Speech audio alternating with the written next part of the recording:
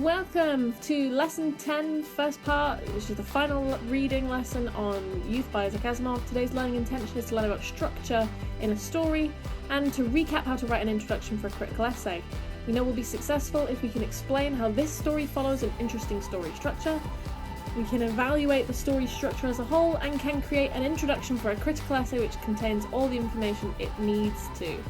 So we are going to start today with our second to last ever chapter reading for this. Again, you can just read it yourself on the paper copy one final time, but here we go is chapter 13 of Youth by Isaac Asimov.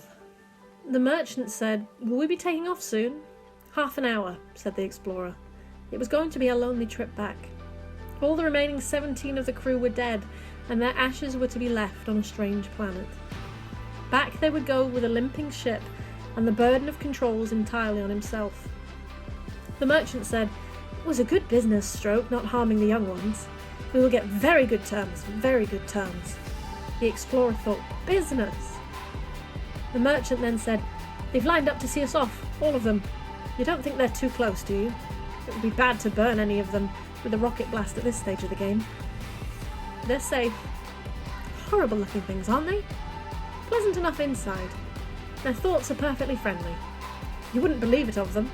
That immature one, the one that first picked us up, they call him Red," provided the explorer. "That's a queer name for a monster. Makes me laugh. He actually feels bad that we're leaving. Only I can't make out exactly why.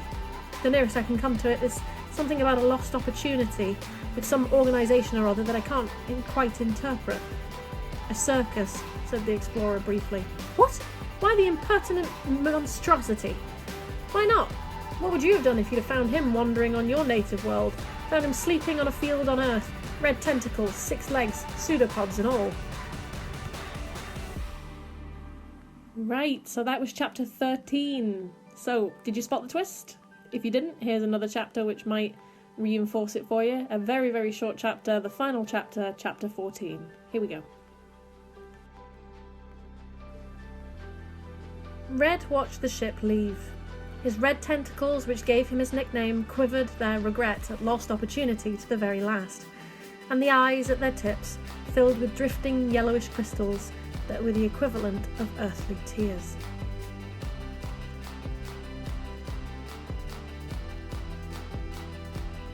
Okay, so that was the end. What a twist. Did anyone see that coming? I don't know if you did, but we're going to now talk about how that twist was achieved and a few little hints that we might have missed along the way, which kind of suggested how that was going to go. So I hope you really, really enjoyed this story. I've really enjoyed reading it to you. I've enjoyed working my way through it through these videos. I think it's a great little story, and I hope you've enjoyed it. So let's do one final bit of task work before we move on to our essay. Let's have a little bit of a look at the structure of this story, how that twist's achieved. Let's go on to part B.